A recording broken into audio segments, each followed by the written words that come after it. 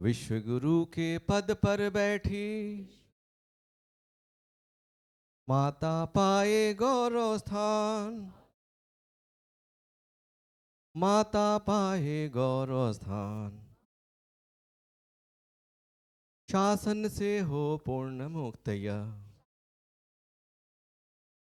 समाज पोषित शिक्षा नीति। पूर्ण स्वतंत्र हो पूर्ण मुक्त हो। विद्वानों की शाश्वत थाती। नगर ग्राम जनपद से निकली। पूर्ण विकेंद्रित निर्णय रीति। आर्थिक शैक्षिक सामाजिक हो। शिक्षा का स्वायत्त विधान। शिक्षा का स्वायत्त विधान। भारतीय शिक्षा से हो भारत माँ का पुनरुत्थान। विश्व गुरु के पद पर बैठी माता पाए गौरव स्थान। माता पाए गौरव स्थान। राष्ट्र भाव से पाठ भरे हों। सत्य सनातन मूल्याधिष्ठित। गौरव जागे भक्ति उपजे। सेवा व्रत में हर जन स्थापित। पूर्ण विकसित हर चरित्र हो। सर्व कला संपन्न सुनिश्चित। कौशल विकसे तेज भी चमके। छात्र छात्र फिर बने महान। छात्र छात्र फिर बने महान। भारतीय शिक्षा से हो भारत माँ का पुनरुत्थान। विश्व गुरु के पद पर बैठी माता पाए गौरव स्थान। माता पाए गौरव स्थान। रसमय हो वे सारी शिक्षा। वातावरण हो खुला प्रसन्न। नाचे गाए खेले कूदे। चिति को सींचे खिले सुमन। भीतर जलता ज्ञान दीप जो। करे प्रकाशित विश्व गगन। एकलव्य से शिष्य बने सब। शिक्षक सब चाणक्य समान। शिक्षक सब चाणक्य समान। भारतीय शिक्षा से हो भारत माँ का पुनरुत्थान। विश्व गुरु के पद पर बैठी माता पाए गौरव स्थान। माता पाए गौरव स्थान। माता पाए गौरव स्थान।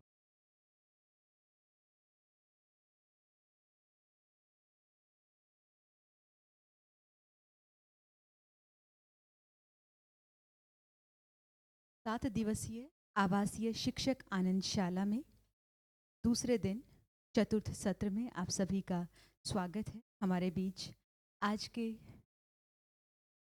इस चतुर्थ सत्र में मुख्य वक्ता के रूप में है प्रोफेसर रामचंद्र भट्ट। आपका स्वागत है सर।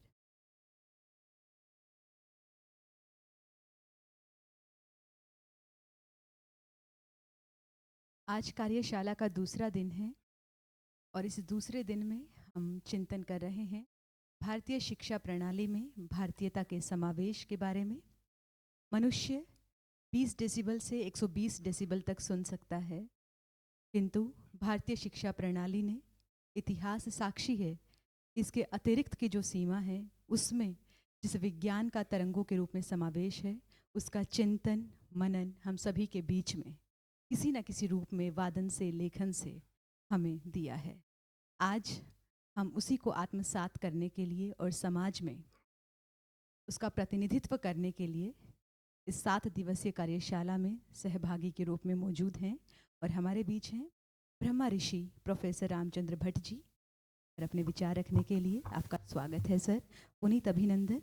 मैं आग्रह करती हूँ प्रोफेसर रविंद्र जी से वो आएँ और ब्रह्म ऋषि प्रोफेसर रामचंद्र भट्ट जी को एक श्रीफल और अंग वस्त्र भेंट कर उनका स्वागत करें। ब्रह्म ऋषि प्रोफेसर रामचंद्र भट्ट जी, आपकी उपस्थिति हमारे लिए बहुत मायने रखती है। परम शक्ति आपको उत्तम स्वास्थ्य दे और इसी प्रकार आपका शुभाशीष हमें प्राप्त होता रहे। बहुत बहुत धन्यवाद। आपसे करबद्ध निवेदन, आप विषय प्रस्तावना हेतु मंच पर उपस्थित हैं। धन्यवाद।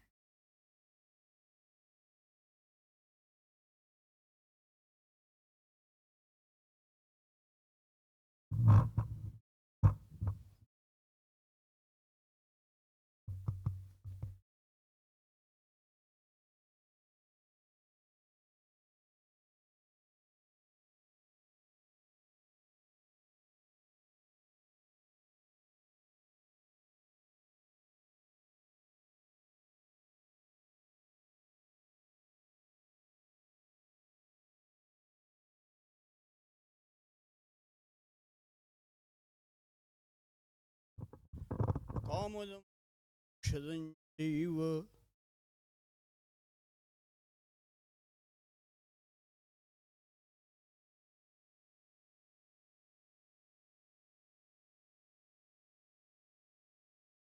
हम जो मंडप में जिज्ञासु उपस्थित हैं,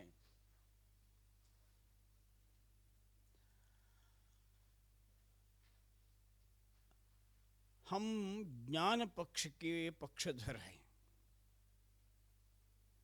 जीवन में विविध पक्ष होते हैं। ज्ञान की आराधना हमारा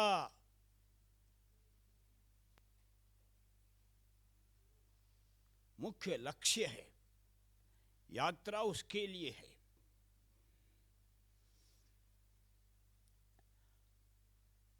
इसलिए ज्ञान के बारे में समझना नितांत आवश्यक है। ज्ञान जिस कारण से उगता है, विकसित होता है, यह पठति लिखति परिपृच्छति पंडितान उपाश्रयति तस्य दिनकर किरणैः नलिनी दलमिव विकास्यते बुद्धिः। इस श्लोक में ये ज्ञान विकास की सोपान परंपरा का वर्णन है। जो पढ़ेगा, जो लिखेगा,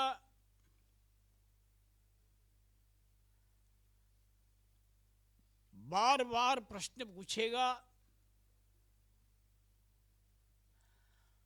अपनी जिज्ञासा का शमन के लिए, परिहार के लिए विद्वानों के संगत में बैठेगा। इस तरह जो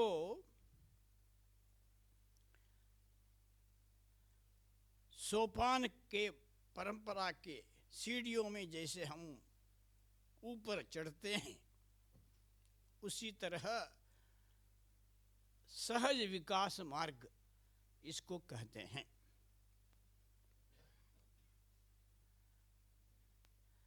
इस प्रक्रिया जो चलती है, इसमें ज़्यादा महत्व पंडितान उपाश्रयति। आजकल ये कम है, हम पुस्तक के पराधीन हो गए। वास्तव में मस्तक प्रधान होता है। मस्तक शुद्धि, बुद्धि शुद्धि होगी तब ज्ञान विकास प्रक्रिया सहज सरल लक्ष्य के ओर बढ़ेगी। इस ज्ञान प्रक्रिया में, ज्ञान धारण प्रक्रिया में, अवधारण प्रक्रिया में बार बार हमको पीछे मोड़ कर देखना पड़ता है। कितनी सिद्धि, कितनी प्रसिद्धि नहीं, कितनी सिद्धि मिली है, अर्थात वहां मूल्यांकन करना पड़ता है।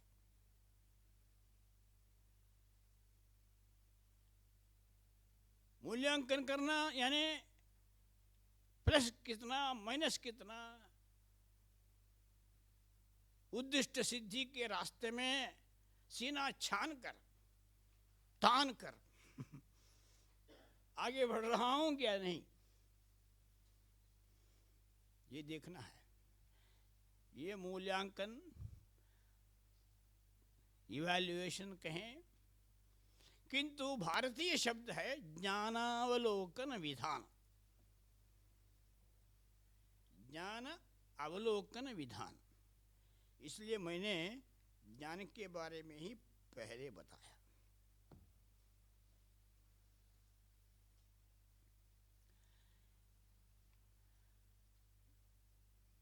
ये ज्ञान के बारे में ये परंपरा आदि मानव से शुरू हुई है।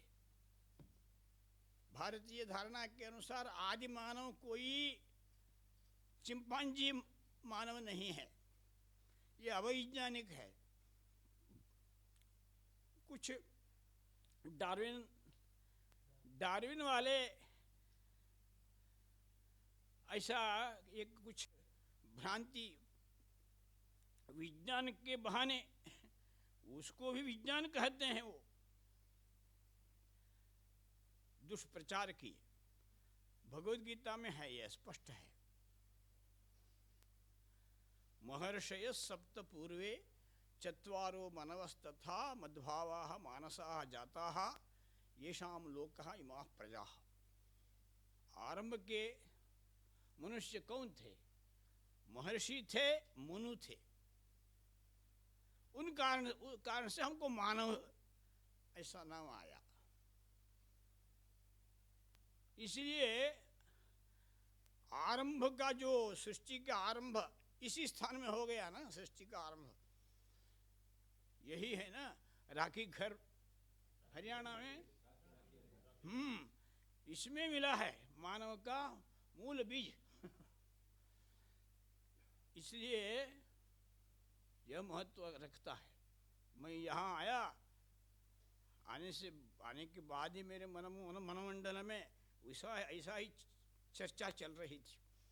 मैं अब सिर्फ भगवद गीता के क्षेत्र में नहीं हूँ, किंतु सकल मानव जाति के जो विकास प्रक्रिया शुरू हुई, उसका मूल स्थान यही है। अब वहाँ डीएनए मिला है, उसके बारे में बहुत बड़ा संशोधन हो रहा है।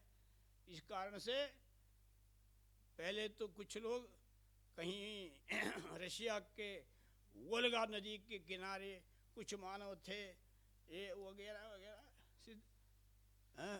False such mispropaganda they have been doing. But the reality is now cross-checked. The latest scientific survey, scientific invention tells that the root of the whole humanity, the whole sea of humanity, it is rooted in Haryana, Saraswati नदी के किनारे। इसका उल्लेख ऋग्वेद में हमको मिला है। इसलिए ये ज्ञान पक्ष जो है, इसका चिंतन मंथन जो हो रहा है, इस दृष्टि से अभी भी मैं कुलगुरु जी के साथ बातचीत कर रहा था। इतना महत्व है, जागतिक महत्व है, global importance this area is enjoying, commanding. इस तरह हमको अब इस विषय में गहराई तक चलना है। सो हम पढ़ते हैं, लिखते हैं, ये सब करते हैं। उसमें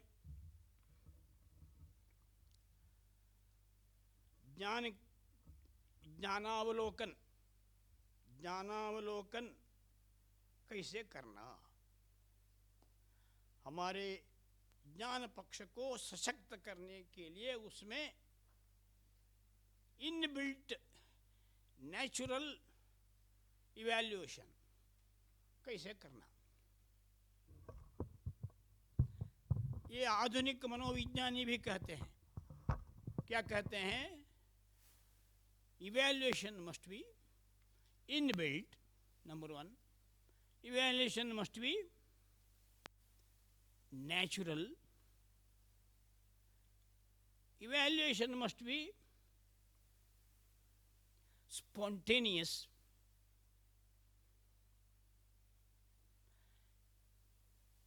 evaluation must be reciprocal.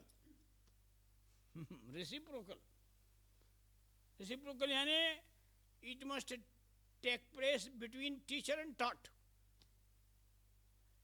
इसलिए हमारा प्रधानमंत्री ही यह संदेश हमको देता है, ओम सहनावतु सहनो भुनक्तु सह वीर्यं करवावहै तेजस्वी नौ अधीतमस्तु। नौ यानी दो, पूरा मंत्र ही द्विवचन से है। द्विवचन वही विशेषता है ना, द्विवचन संस्कृत में है। कारण क्या है? जो भी ज्ञान पक्ष है, ये दोनों के बीच में होता है। शोध हो या बोध हो, दोनों के बीच में, अर्थात गुरु और शिष्य। इसलिए भारतीय परंपरा गुरु शिष्य परंपरा। ये भोजन मंत्र ऐसा नहीं, भोजन के लिए भी हम उसका प्रयोग कर सकते हैं, किंतु वास्तव में शिक्षा सूत्र है वो। सहना वो तो है ना, सब हम संघ वाले तो जानते हैं, पढ़ते हैं भोजन के पहले। इसलिए सहनावतु सहनो भुनक्तु, भुनक्तु यानी पोषण है, पोषणम, परवरिश, भोजन नहीं। सह है यानी हम ज्ञान पक्ष का पक्षधर होंगे, तरक्की अपनाएंगे, ये अर्थ होता है। तेजस्वी नौ अधीतमस्तु, दोनों का, आचार्य और शिष्य दोनों की साधना अच्छी तरह से बिना रुकावट के आगे चले, यह संदेश है। इसलिए यह पहला पक्ष यानी अधीति और बोध,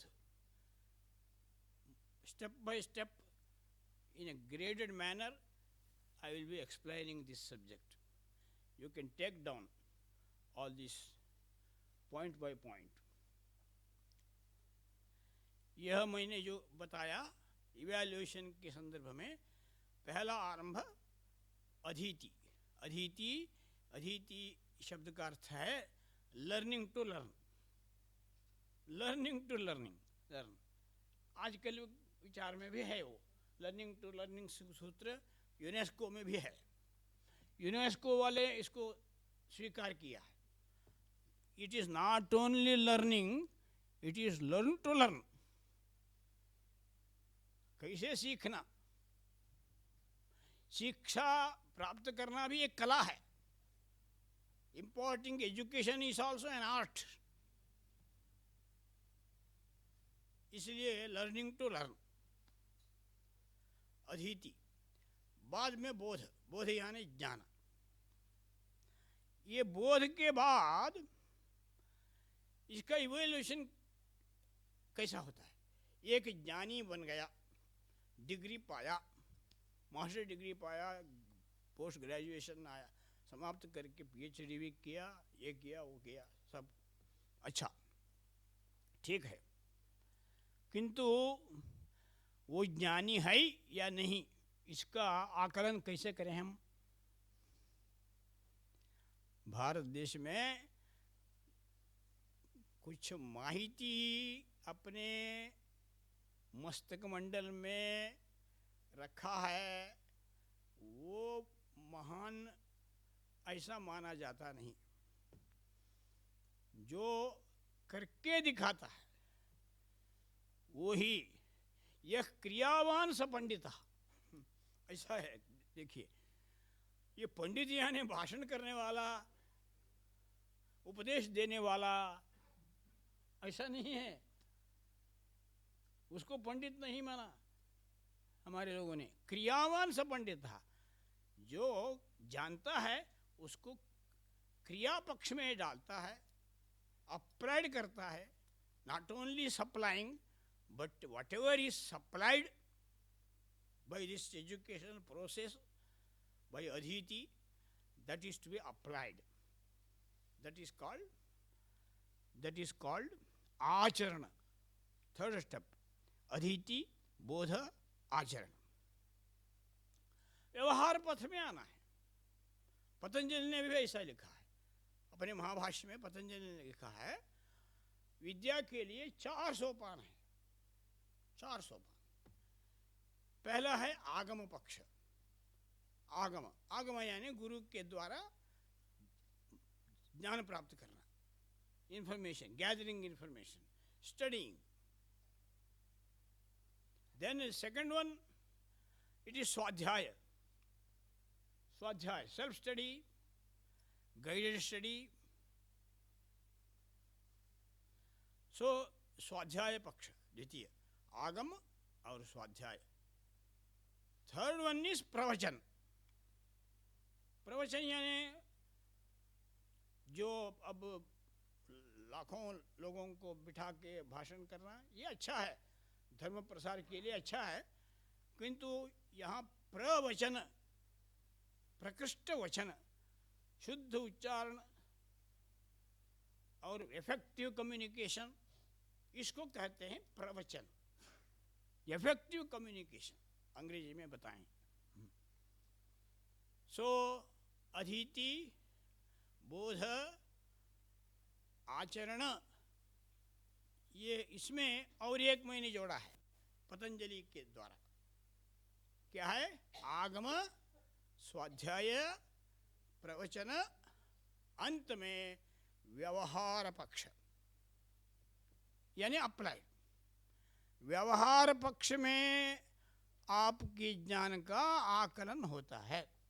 आकलन हो या मूल्यांकन कहे, इसका टेस्टिंग टाइम तब आता है जब आप व्यवहार क्षेत्र में how much you will be successful while applying it. Whatever information gathered, whatever knowledge you gathered, whatever scholarship you could achieve, everything must be tested when you start applying it. Vyavahara paksha it is called. Vyavahara paksha. इसलिए इसको ही मैंने ऐसा रखा, अधीति, बोध, आचरण, आविष्कार। आविष्कार यानी रिसर्च, उसमें research, going for innovation, going for innovation. It is not only innovation, it is dissemination. Dissemination, not discrimination, dissemination यानी समाज में उसका अप्लाई. ये दोनों शब्द है. आपको ये मालूम है, यूनिवर्सिटी वालों को तो है. नैक, नैक में जो वहाँ जो पैरामीटर्स है, उस पैरामीटर 7 पैरामीटर्स में ये है. अब 10 हो गए.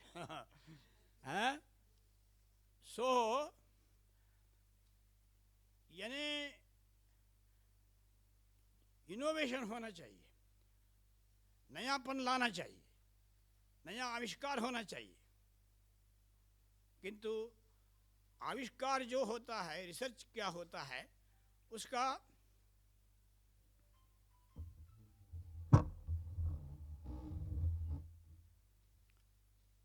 टेस्टिंग कहाँ है, टेस्टिंग कब होता है? परिष्कार होना चाहिए. स्टेप्स: अधीति, बोध, आचरण, आविष्कार, परिष्कार. परिष्कार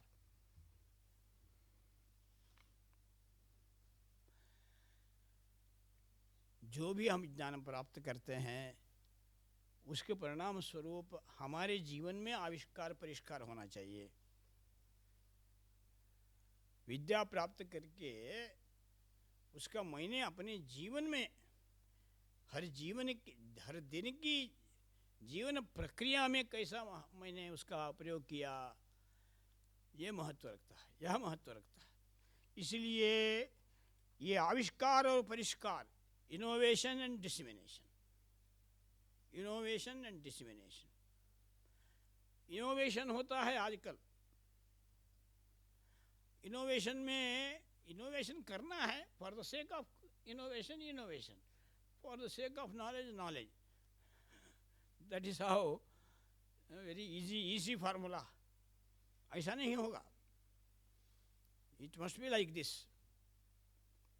so it must be reflected in dissemination. इतना विद्या प्राप्त करके इसका जीवन स्थल में, जीवन प्रक्रिया में कैसा उसको अन्वय करता है. इसलिए कार्यान्वय, applied, how much is applied.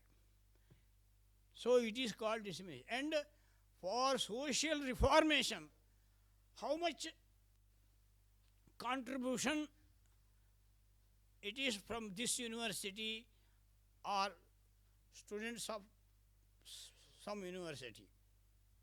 That is important. That is real application. मूल्यांकन तब होता है. वृक्ष होगा, वृक्ष के नीचे जैसा फैलता है बड़ा वटवृक्ष, आसमान पे विस्तार बढ़ता है, उसी के अनुसार भूतल में भी उसके जड़, roots also will be spreading. So when roots are strengthened, naturally one day that tree gives tender leaves, fruits, flowers, fruits and seeds. This is a real example. This example will be highly convincing to all of us. So, आविष्कार और परिष्कार, इसके बिना मूल्यांकन नहीं होगा. इसलिए ज्ञान जो होता है वो ज्ञान शक्ति के रूप में परिणत होता है. अब जो मैंने स्टेप्स आपको दिया, अंतिम स्टेप्स है साक्षात्कार. अधीति, बोध, आचरण, आविष्कार, परिष्कार, साक्षात्कार। ये साक्षात्कार पक्ष में कैसा होता है?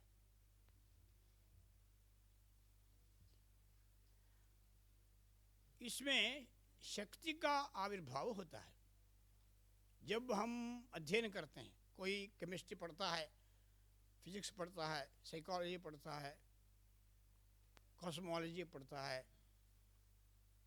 उसके परिणाम उस शास्त्र से, उस ज्ञान शाखा से वह साक्षात्कार का अनुभव प्राप्त करता है या नहीं, उसका आकलन कैसा करना। इसलिए हमारे लोगों ने 3 शक्तियों का जिक्र किया है। ज्ञान शक्ति, इच्छा शक्ति और क्रिया शक्ति। 3 शक्तियों का उल्लेख है। जानाति, इच्छति, यतते संस्कृत में बोलते हैं। वो जब ज्ञान प्राप्त करता है, उस ज्ञान के परिणाम स्वरूप उसके मन में इच्छा शक्ति जागती है। इच्छा शक्ति का मैं ये करूं, will power will be strengthened. More and more we study, our will power must be strengthened. When will power is strengthened, then he acts. He acts.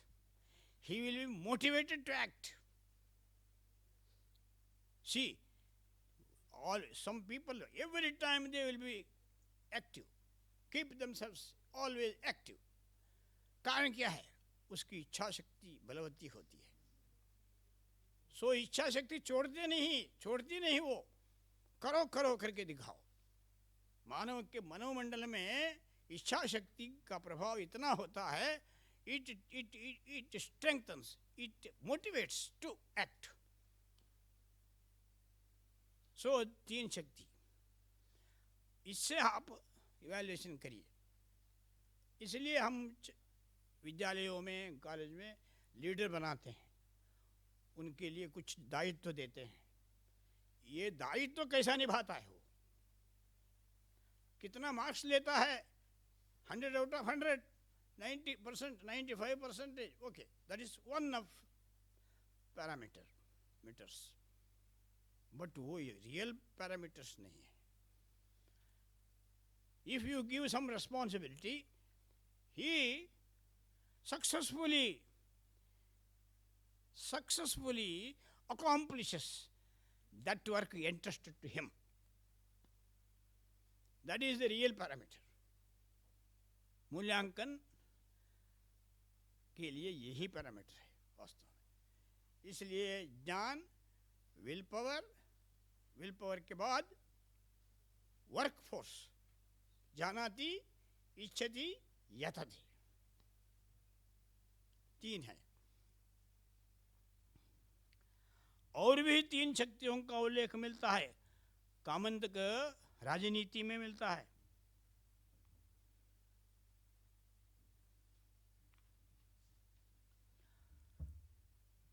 यही इज वेरी इंटरेस्टिंग। जैसा जैसा वो डिग्री ज़्यादा हो गया, डिग्री में किंतु उसमें 3 शक्तियाँ और भी, लीडरशिप क्वालिटी, वनेस, प्रभु शक्ति कहते हैं उसको। प्रभु शक्ति यानी commanding the respect, not demanding, commanding the respect. So प्रभु शक्ति, और एक ज्ञान शक्ति, इच्छा शक्ति, क्रिया शक्ति का आप एक मंडल बनाइए उसका। और ये 3 शक्ति अलग है। ये क्या है? प्रभु शक्ति, मंत्र शक्ति और उत्साह शक्ति। ये 3, इसका भी आकलन करना चाहिए। एक XYZ छात्र हैं, उसको आपने एक काम सौंपा, वो खुद अपने को अपने ही वो मेरा ही है ऐसा घमंड करके करके करके समाप्त करता है। किंतु परिणाम क्या है? ऐसा नहीं होना चाहिए। मंत्र शक्ति होना चाहिए। मंत्र शक्ति यानी अपने सहचर लोगों को भी उसमें शामिल करते हुए कार्य निभाना है। और सक्सेस जब आता है, मेरा ही है, मैंने किया नहीं, हम सब इसमें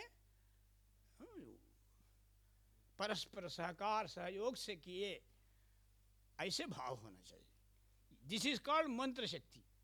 ये मंत्र शक्ति यानी मंत्र नहीं है, मंत्रणम। संस्कृत में मंत्रणम यानी कंसल्टेशन। संस्कृत भाषा में मंत्रण शब्द का consultation. So that while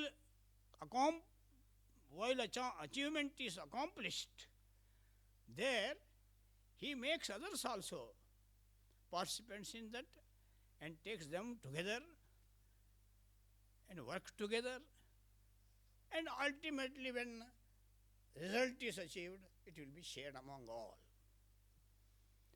This is called what Shakti? Mantra Shakti. मंत्र शक्ति है, प्रभु शक्ति, मंत्र शक्ति। और तीसरा है उत्साह शक्ति। ये देख के उत्साह आपको पता ही है।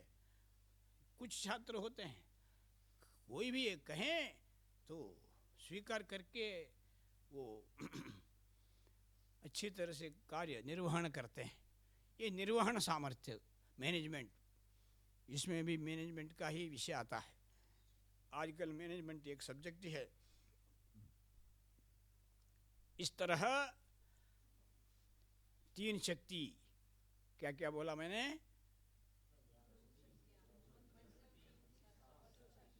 ऐसा। और शक्ति के बाद कामंदक नीति शास्त्रकार तीन सिद्धियों का भी उल्लेख करता है। तीन सिद्धियां, तीन शक्तियां और तीन सिद्धियां। सिद्धि में यानी अचीवमेंट।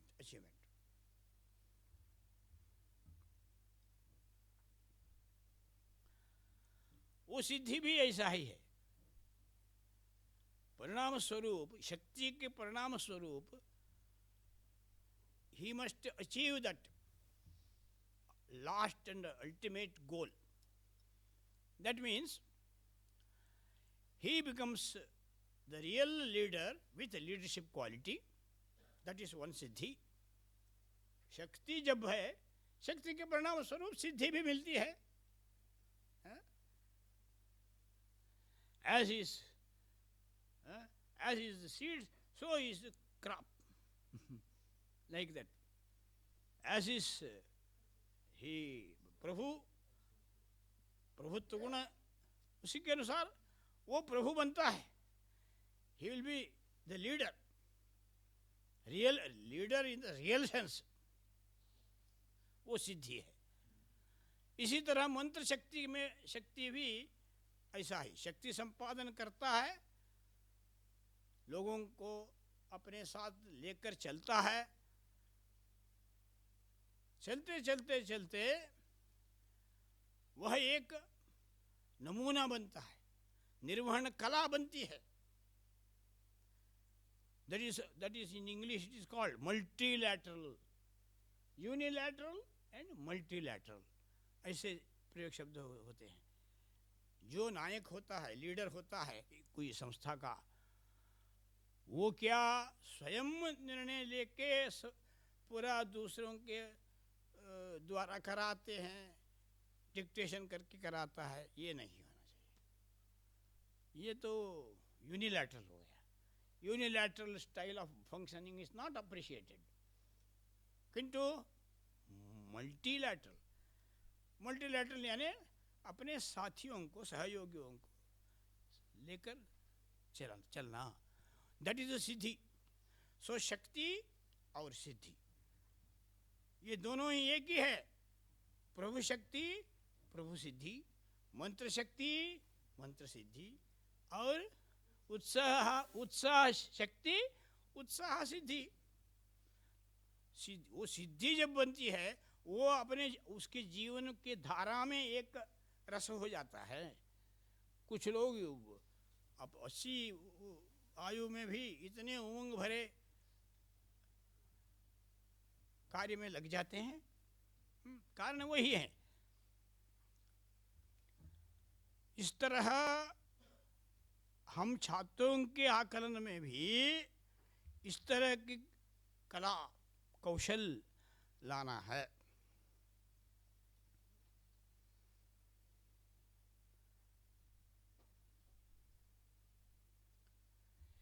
इन सब के कारण, इन सब के परिणाम स्वरूप जैसा हम ज्ञान भी प्राप्त करते हैं, ज्ञान अवलोकन भी करते हैं, उसके लिए टेक्नोलॉजी डेवलपमेंट करते हैं, उसके लिए प्रश्नोत्तर विधि, पर्यटन विधि, ऐसे विधियां हैं बहुत। कभी कभी 4 दीवारों के बीच में ये इवैल्यूएशन नहीं होगा, अच्छा नहीं, इसलिए बाहर जाते हैं, एजुकेशन एक्सकर्शन करते हैं, शैक्षिक प्रवास। वास्तव में विद्यार्थियों का merit, demerit, strong point, weak point, ये सब उस संदर्भ में हमको मिलता है। इसलिए समझ में आता है, तो हम ज़्यादा उनको प्रोत्साहित भी कर सकते हैं, अच्छा सुझाव भी दे सकते हैं।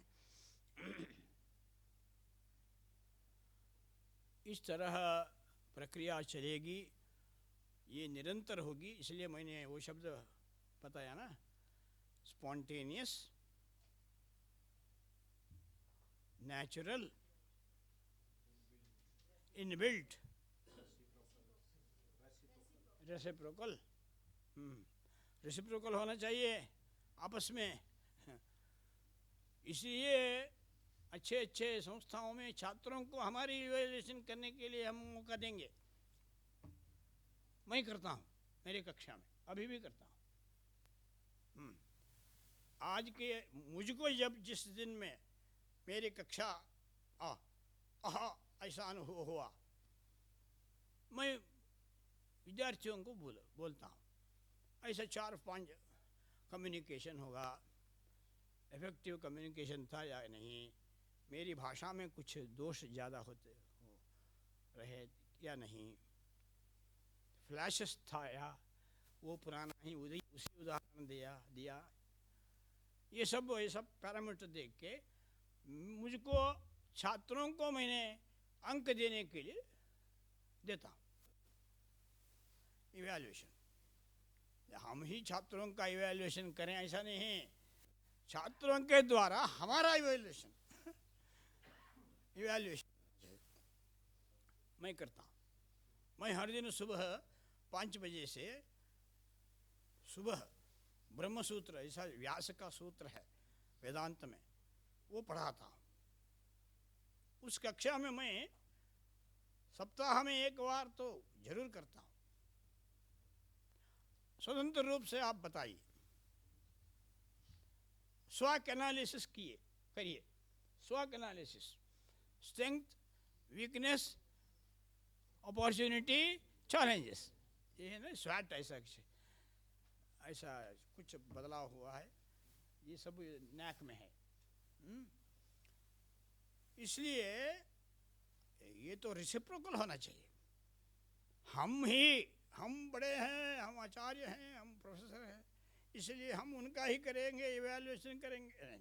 उनको भी अपॉर्चुनिटी दीजिए, हम हमारा वो इवैल्यूएशन करके, ऑब्जेक्टिव एनालिसिस करके देखें, लिखें, मार्क्स देना है उनको, ये होना चाहिए। इवैल्यूएशन में ये बहुत अत्यंत कालोचित युगानुकूल प्रक्रिया है यह।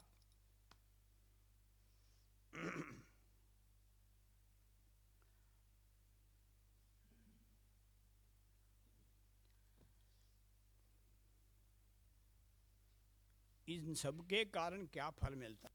भारतीय पक्ष में जो इवैल्यूएशन का विस्तृत रूप मैंने आपको आपके सामने रखा है। इतनी गहराई से चिंतन किए थे, ये सब ऋषि वाक्य में है। इन सभी ऋषियों के सामने ये कौन है? आइंस्टीन कौन है? कार्ल मार्क्स कौन है? बर्टन रसेल कौन है? ये भी नहीं, उनके बारे में भी अध्ययन करके हमको बताना है। मैं वेदांत न्याय आदि दर्शनों का अध्ययन 15 साल गुरुकुल गुरु के पदतल में रहकर अध्ययन किया है। उसी तरह अंग्रेजी का भी अध्ययन किया है, लिटरेचर को भी, अंग्रेजी लिटरेचर। इसलिए जो आधुनिक पक्ष है, आधुनिक विज्ञान का पक्ष है, फिजिक्स का हो, most interesting subject is physics, science of consciousness, that is my recent area of research, science of consciousness now. इसलिए अंत में इस तरह इवैल्यूएशन करते हम जाएंगे तो विद्यार्थियों में, हमारे मस्तिष्क में भी कितनी शक्तियाँ उगती हैं ये लिखिए। इस कारण से क्या क्या शक्तियाँ हमारे मस्तिष्क में उगती हैं। पहला है कारणीकरण। कारणीकरण, कारणीकरण यानी रीजनिंग, एनालिटिकल पावर। कारणीकरण। प्रमाणीकरण,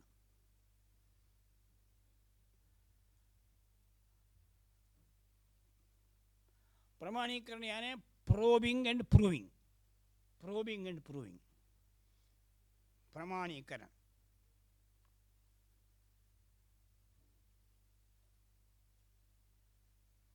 गणकीकरण,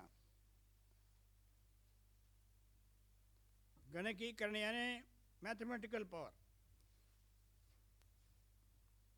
गणकीकरण, गणकीकरण यानी गणकीकरण यंत्र का computing, computing, calculating, computing capacity. So कारणीकरण, प्रमाणीकरण, गणकीकरण और अभिव्यक्तिकरण। अभिव्यक्तिकरण यानी कम्युनिकेशन स्किल, कम्युनिकेशन स्किल। ये सब विकसित होगा, छात्र अपने जीवन में निरंतर विकास के रास्ते में जाएंगे।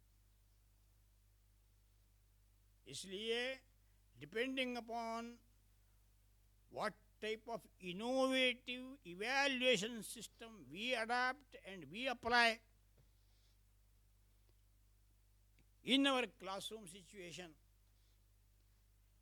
ultimately it leads to ever progressive journey of our students. That is the only cream of this whole thought. If time permits, you can ask questions.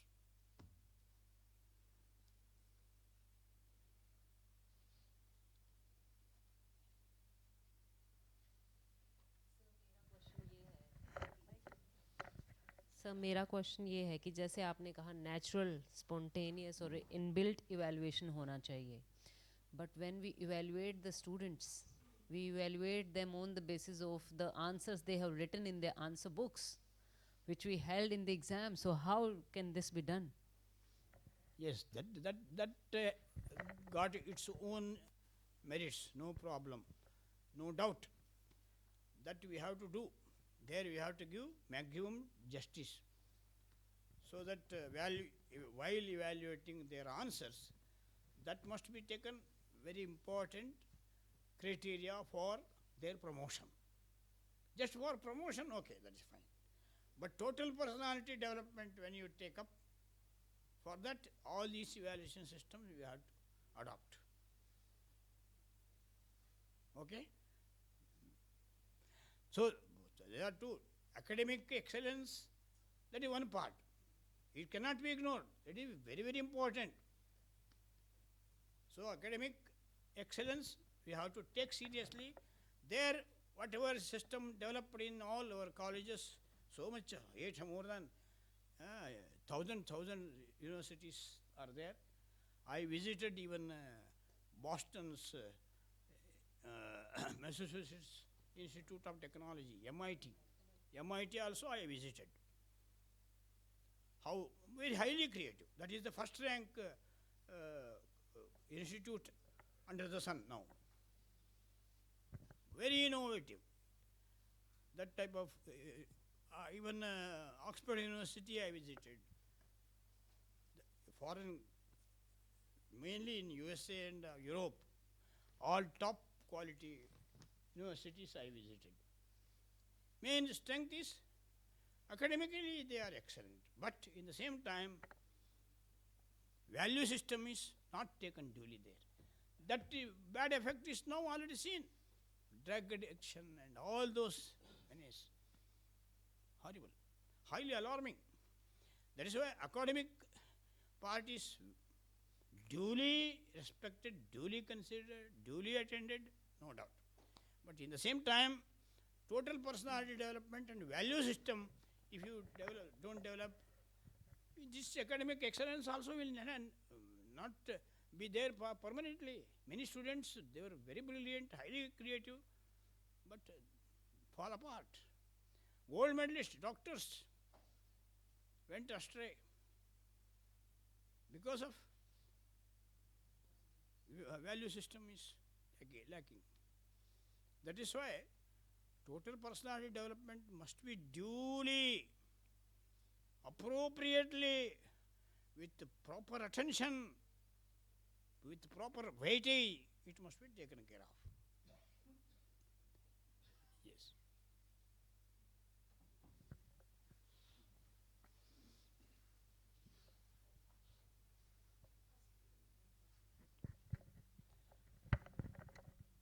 नमस्कार सर, अभी आपने यूरोप और अमेरिका के विश्वविद्यालयों के कल्चर और एकेडमिक वैल्यूज़ के बारे में बताया। अगर हमें एज इस यूनिवर्सिटी को, इस विश्वविद्यालय को किसी भारतीय विश्वविद्यालय को रोल मॉडल बनाना हो जिसमें एकेडमिक वैल्यूज़ भी और कल्चरल वैल्यूज़ दोनों हों जो आप कह रहे हैं, तो हमें किसको चूज़ करना चाहिए, किसे अपना मेंटर बनाना चाहिए, किसे फॉलो करना चाहिए? जहाँ जो आपने बातें बताई हैं वो हैं भारत में। ठीक है, ठीक है। इस दिशा में बहुत संस्थाओं में कार्य चल रहा है। मैं उसके बारे में भी अध्ययन किया है।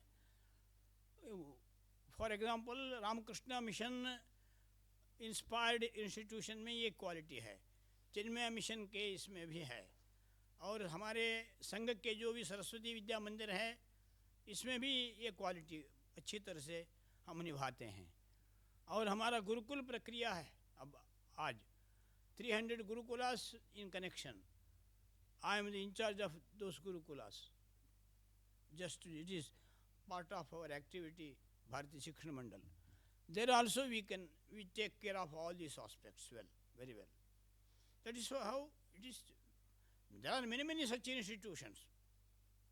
They have taken this total personality development very well, so that their quality, academic quality also good, research quality also good. Because when man is sound in his emotions and morality, naturally it will be reflected in his academic excellence also. Sir नमस्कार।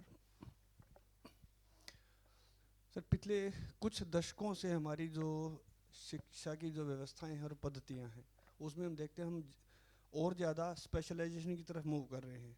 एक समय था, अगर मैं गुरुकुल पद्धति की बात करूं, जैसा हम लोगों ने आज दिन में भी इंटरेक्शंस किए, उसमें बच्चे की एक वर्ड लूँ अगर होलिस्टिक डेवलपमेंट के ऊपर फोकस होता था, जो समाज की, संस्कृति की, धर्म की, कुल की, राष्ट्र की जो वैल्यूज़ थी वो सारी दे के उसको कहीं ना कहीं पारंगत बनाने पर जोर था। आज के दिन हमने स्पेशलाइजेशन बना दिए। कोई बच्चा टेक्निकल एजुकेशन में है, कोई मैनेजमेंट में है, कोई ह्यूमैनिटीज़ में, कोई आर्ट्स में है। अब इसके अंदर एक गैप जो मैं खुद स्किल यूनिवर्सिटी से हूँ, हमने फोकस कर लिया फॉर एग्जांपल एम्प्लॉयबिलिटी देने पे, हमने फोकस कर लिया टेक्निकल एजुकेशन देने पे। अब जो टेक्निकल एजुकेशन में मैनेजमेंट में है, उनके पास में ह्यूमैनिटीज़ और ये वाले कंपोनेंट आमतौर पे नहीं होते।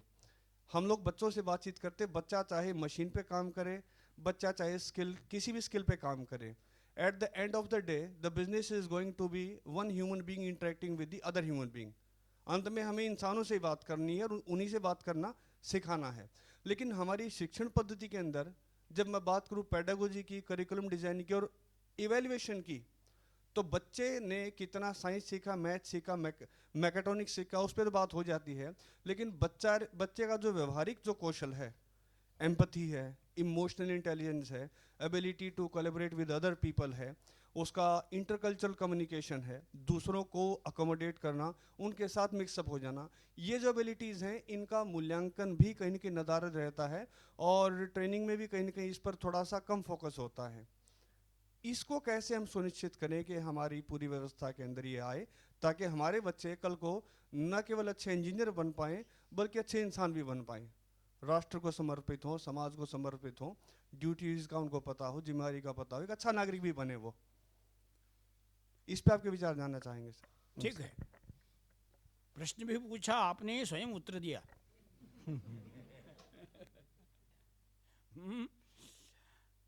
ये पूरा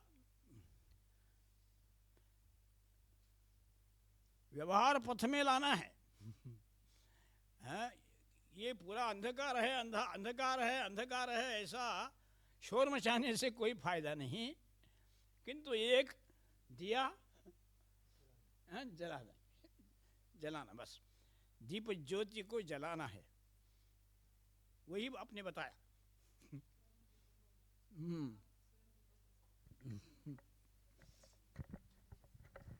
सर नमस्कार, मेरा नाम डॉक्टर वीपी यादव है और मैं हरियाणा विद्यालय शिक्षा बोर्ड का पूर्व चेयरमैन रहा हूँ। हरियाणा में एक बड़ी समस्या गुरुकुलों के साथ रही है। 40 के करीब गुरुकुल पूरे हरियाणा में हैं और इनको फुटबॉल बनाकर कभी यूनिवर्सिटी भेज दिया, कभी बोर्ड में भेज दिया, कभी कहीं भेज दिया। यानी उनकी परीक्षा, उनको ना तो रिकॉग्निशन मिलती थी, सिर्फ परीक्षाएं ली जाती थी। मेरे कार्यकाल में सरकार ने एक लेटर दिया कि इन गुरुकुलों की जो परीक्षा आगे से बोर्ड लेगा और इनको जो है रिकॉग्निशन इनका सिस्टम बनाएगा। मैंने तयबद्ध समय में 3 महीने का समय लेते हुए हर 10 दिन में सभी की मीटिंग्स बुलाई, विचार विमर्श किया और सारे के सारे गुरुकुल को संबंधिता हरियाणा विद्यालय शिक्षा बोर्ड से दी। एक प्रणाली हमने जो अपनाई वो ये है कि जैसे उत्तर मध्यमा और पूर्व मध्यमा में कि जिस तरह से एक नॉर्मल स्टूडेंट्स को सर्टिफिकेट सेकेंडरी कम पूर्व मध्यमा या सीनियर सेकेंडरी कम उत्तर मध्यमा, इस तरह का हमने सर्टिफिकेट उनको जारी किया। क्या मैं जान सकता हूँ कि हम कोई ऐसा सिस्टम डेवलप करें, एक प्रणाली डेवलप करें कि सारे गुरुकुलों का एक कॉमन प्रोटोकॉल हो, कॉमन सिस्टम हो पूरे देश के अंदर ही, ताकि ये गुरुकुल सारे पनप सके? मेरी जानकारी के अनुसार इस दिशा में एक अच्छा शुभारंभ हुआ है। इसलिए 2 बोर्ड गवर्नमेंट की तरफ से ही उज्जैनी में वहाँ सांदीपनी वेद विद्या प्रतिष्ठान ऐसा गवर्नमेंट स्पॉन्सर्ड संस्थान का शुभारंभ हुआ है। वो ये इंडिपेंडेंट बोर्ड है, वो गवर्नमेंट तरफ से, MHRD से। और बाबा रामदेव जी भी अपने ही तपस्या के कारण अपना ही खुद एक बोर्ड सरकार की तरफ से स्वीकार किया है। It is recognized. ओहो, अच्छा वो पता, हाँ ठीक है। बस इसलिए ऐसे ही उपक्रम जो है अच्छा है, इसका परिणाम अच्छा हो। जो गवर्नमेंट का जो मध्य प्रदेश में उज्जैन में हुआ, उसके कारण सारे भारत में मोर देन 500 पाठशालाएँ गुरुकुल चलते हैं। वहाँ एक सिलेबस वगैरह एक रूप है और उसका क्रम प्रोटोकॉल पूरा सही सलामत चलता है। अब रिकॉग्निशन यानी ओहो, सेंट्रल गवर्नमेंट का सर्टिफिकेट जब मिलता है। ओहो, ओ,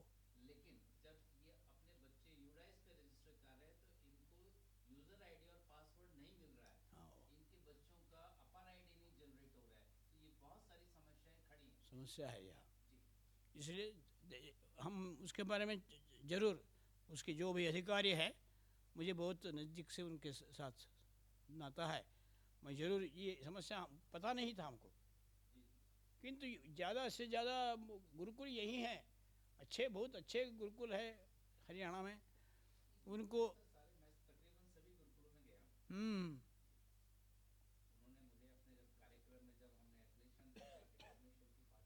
ओ,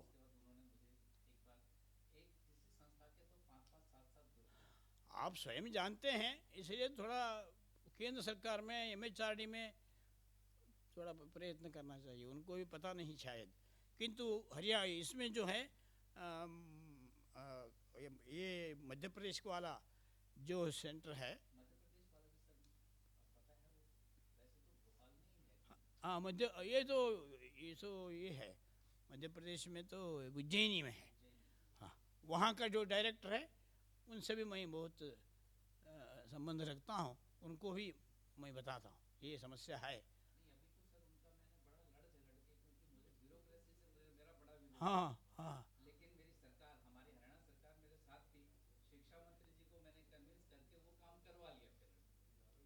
ये है बस, ये जो लोकल प्रॉब्लम होगा, हैं, जरूर उसके बारे में, हैं, चिंतन करेंगे।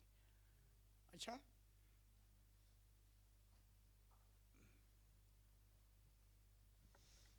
अभी आप सभी ने सुना ब्रह्म ऋषि प्रोफेसर रामचंद्र भट्ट जी को, जो कि पूर्व कुलपति एस व्यास यूनिवर्सिटी बेंगलुरु, अध्यक्ष वेद विज्ञान शोध संस्थान ट्रस्ट बेंगलुरु, अखिल भारतीय संरक्षक भारतीय शिक्षण मंडल और बहुत सी उपाधियों से नवाजे गए हैं।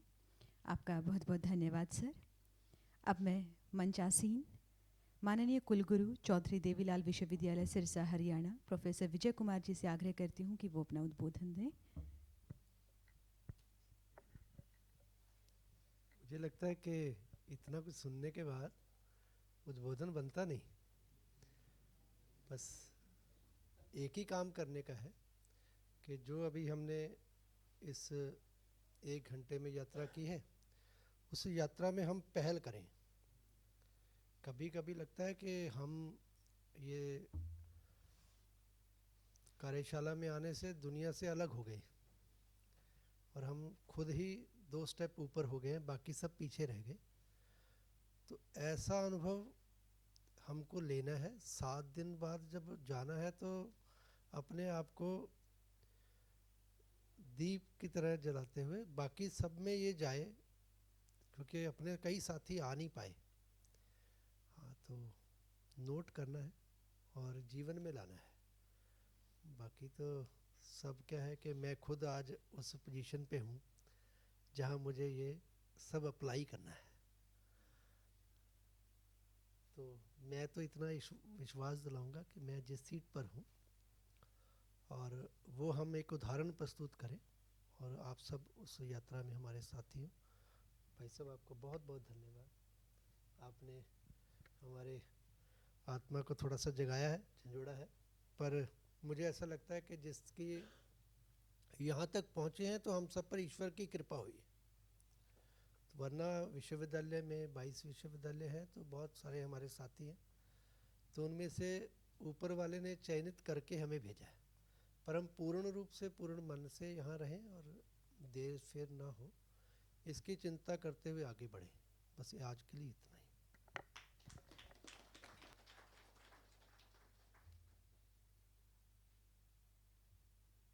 धन्यवाद सर। अब कार्यक्रम के दूसरे दिन के दूसरे सत्र के समापन हेतु आभार व्यक्त करने के लिए और आगामी सूचना के लिए मैं मंच पर आमंत्रित करती हूँ प्रोफेसर सुरेंद्र कुंडू सर को।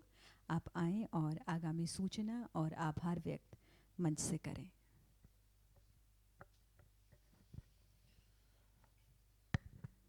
परम श्रद्धेय रामचंद्र भट्ट जी, कुलगुरु चौधरी देवलाल विश्वविद्यालय विजय कुमार जी,